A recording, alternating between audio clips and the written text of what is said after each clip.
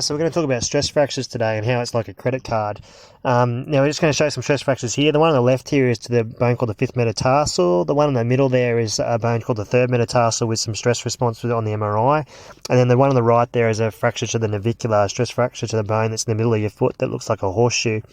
Now, the normal way you break a bone is it's got to have a large force directed at the bone. Can be translational, can be rotational, can be a variety of means, and ultimately it breaks the bone into two or more pieces. And obviously the force can be a bit varied depending if it's a car accident versus, say, falling out of a tree, but still it requires enough force to break the bone into more than one piece. And this is very different from a stress fracture response. So a stress fracture response, basically a stress fracture happens, they're injuries that you can't easily see, they keep happening over and over and they weaken the bone, but on their own the force is not enough to break the bone completely. Okay, what it is a little bit more like a woodpecker pecking against a tree. So what happens is you got the bone here and you get a little bit of stress to the area, then another little bit of stress to the area, then another little bit of stress to the area, another little bit of stress to the area over and over, and ultimately results in a crack in the bone. Now usually to get this, it's got to be some level of overuse, so an increase in training load or increase in performance, an unfamiliar surface, so say running on a hard ground, something like that, using improper equipment, so running long distances with poor quality shoes, or increased physical stress, such as playing at a greater intensity in a game or more minutes than what you normally would. All those things can result in a stress fracture. Now a stress fracture, the management is actually very similar to how you would manage your credit card, because it's all about debt. So if you've got a stress response in the bone, that's an activity debt, meaning that your body is overloaded and you need to pay it back with some rest. Similar to a credit card, if you don't make regular repayments, then ultimately you end up in debt.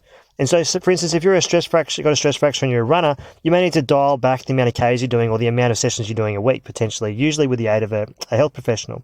Now, most people with a stress fracture, they take up to 12 to 13 weeks if they're an athlete to return to their full level of activity. So you're going to have to put a fair bit of time in terms of modifying your activity and making regular repayments back to your body in terms of giving it time to recover, as you would with a credit card, making regular repayments to bring down your level of debt. Now, that doesn't mean stopping completely, but usually means, say, tailing off your activity slightly, well, under the guidance of a health professional. If you don't repay this, you end up in debt. Now, debt is very different in a stress fracture. If you don't make those regular repayments, financially, you might lose your house, you might lose your car.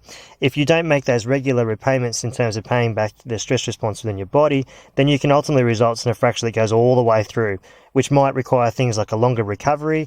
It might require a later return to sport than you would like. And in a worst case scenario, it may even require surgery. So it's very important to listen to your health professional if you have one of these injuries.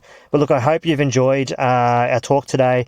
If you did enjoy our talk, please take a look at one of our other videos here on stress fractures. Alternatively, take a look at one of our foot and ankle orthopedic playlists. Or if you really enjoyed our videos, please subscribe to the Foot and Ankle Orthopedic Surgeon. Thank you.